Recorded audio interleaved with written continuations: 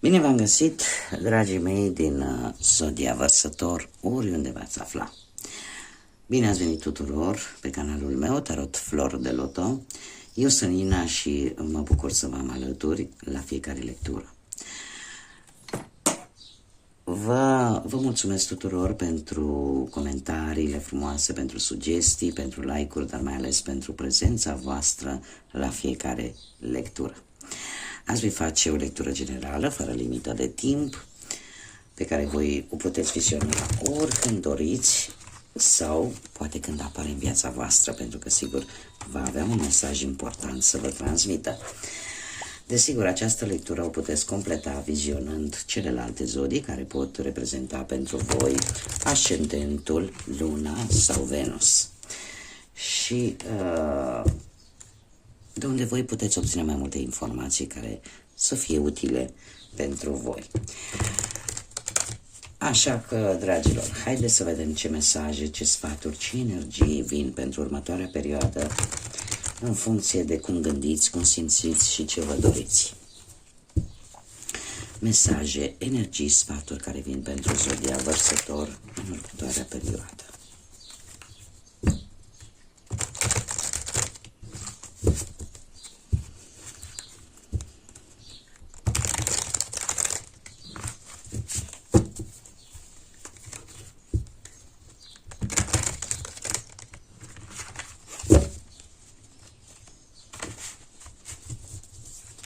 Haideți să vedem.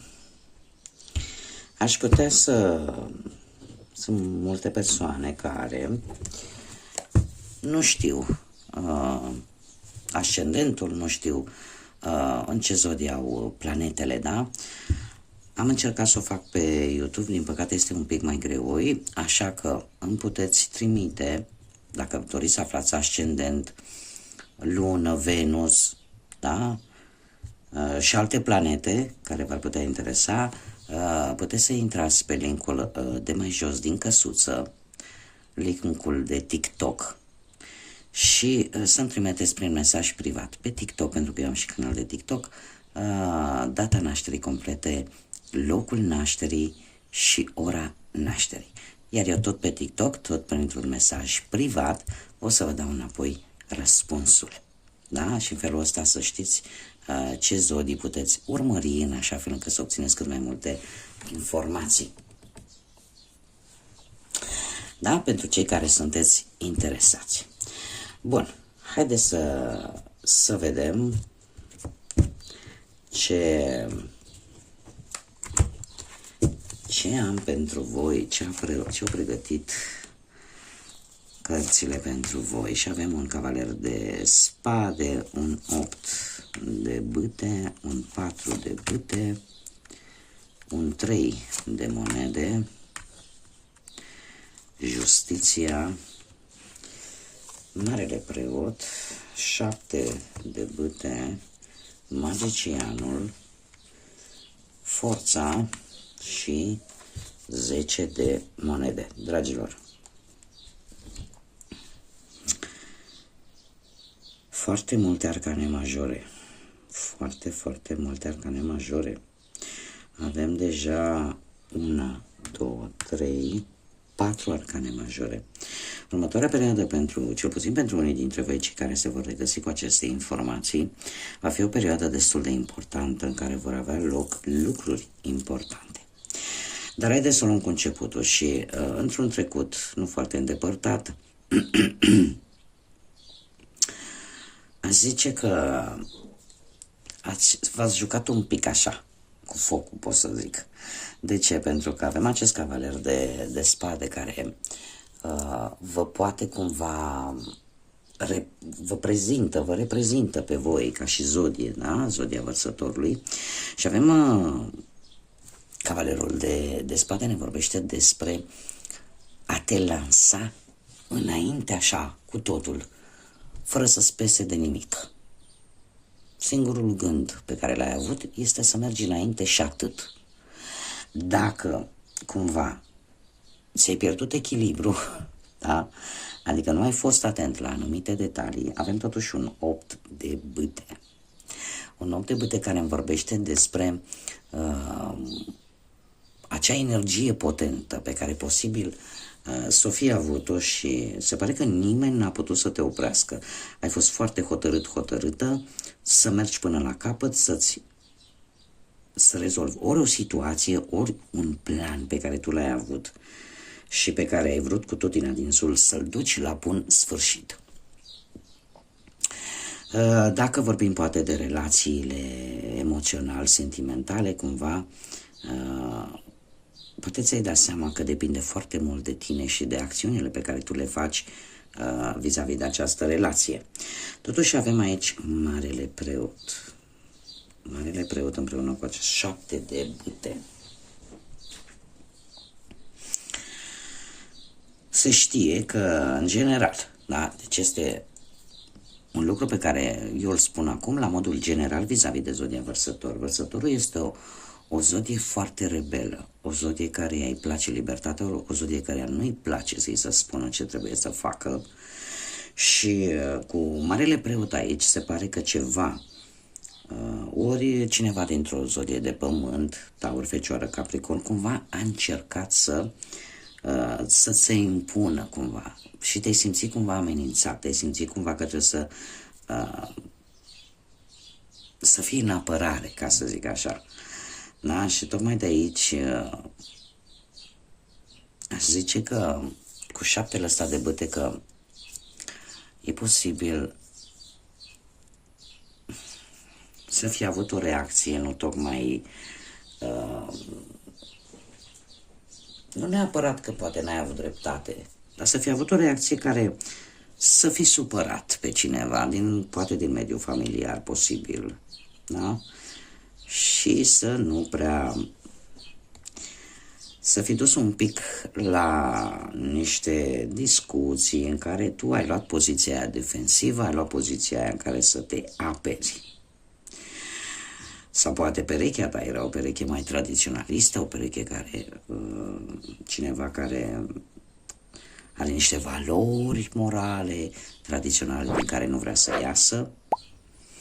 Cert este că în acest moment, cu 4 de bâte și cu magicianul, vrei efectiv să-ți trăiești viața. 4 de bâte ne vorbește despre un eveniment. Este o carte destul de bună, care vorbește de bucurie, de distracție, de fericire, da? Un moment destul de stabil în viața ta, în care poate ai întâlniri, sau poate celebrezi ceva. Dacă poate ai trecut prin anumite situații destul de dificile, se pare că în acest moment este timpul să te bucuri și să ai parte de o anumită armonie. Unii dintre voi poate au terminat un studiu sau au terminat o carieră, alții poate se pregătesc de o nuntă sau ați reușit să treceți peste o anumită problemă legată de bănuți, alții se pregătesc poate să meargă în vacanță. Cert este că cumva va avea loc, dacă nu are acum în acest moment, cât de curând va avea loc un eveniment, un motiv de celebrare. Cu magicianul, eu aș zice că pentru unii dintre voi motivul de bucurie ar fi mai mult pe plan profesional, da? În care tu ai făcut uz de toate abilitățile pe care le ai, atât de comunicare, de tot ceea ce tu poți să folosești în așa fel încât e posibil să fie obținut locul de muncă pe care tu ți-l dorești și atunci, desigur, e un motiv de celebrare. Iar dacă nu vorbim de acest lucru, putem vorbi de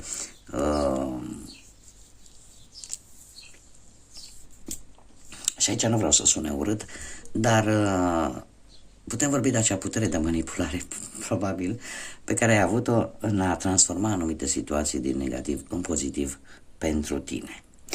Într-un viitor apropiat avem un 3 de monede, o muncă de grup, alături de prieteni, poate, sau de colegii de muncă.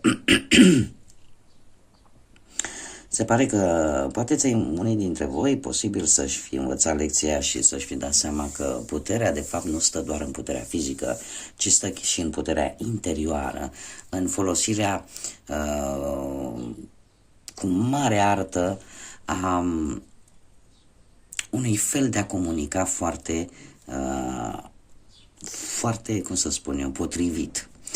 Ai învățat poate că, sau știai dinainte că decât să fii violent fizic, atunci ai putea să-ți folosești puterea de convingere, puterea de a transforma anumite lucruri să fie în folosul tău.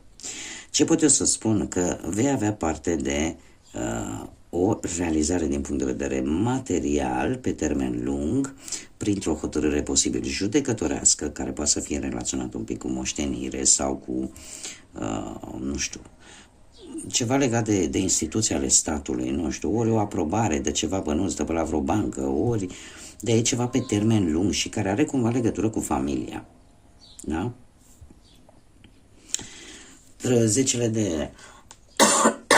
Zecile de monede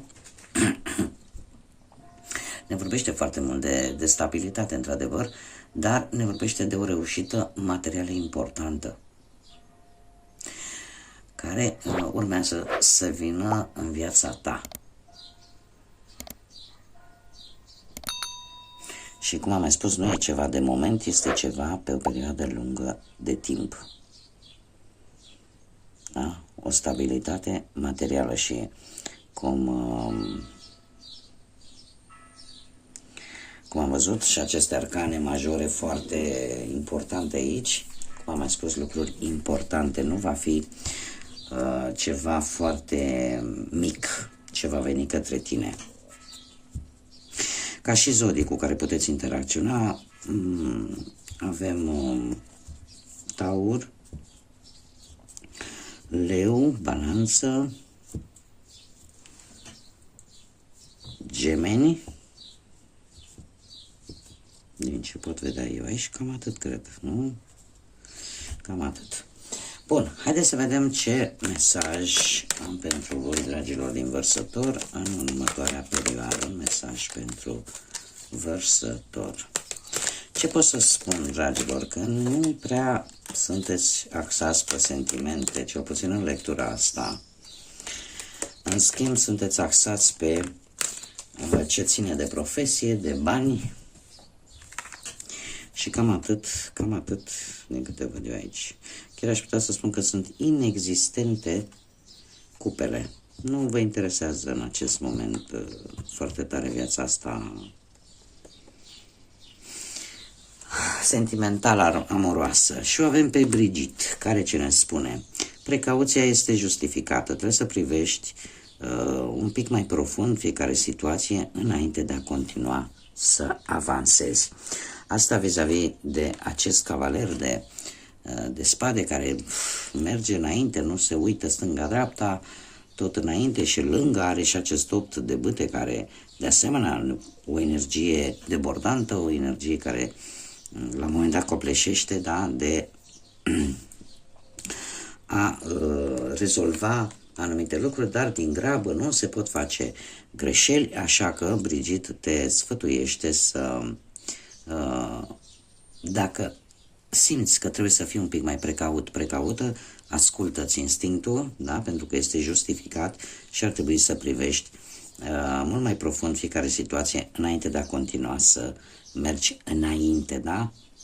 Totuși să-ți păstrezi această reținere și această energie pe care o ai, în așa fel încât să chiar dacă iei anumite decizii vis-a-vis de anumite situații, să fie decizia care trebuie și care să nu-ți creeze mai târziu neplăceri. Bun, dragilor, aceasta a fost lectura pentru voi. Eu sper că v-a adus un pic de lumină în suflete. Vă doresc să aveți o zi minunată, vă mulțumesc pentru atenție și să aveți parte de multă energie pozitivă. Până data viitoare, când ne vom revedea, să fiți iubiți, dragilor!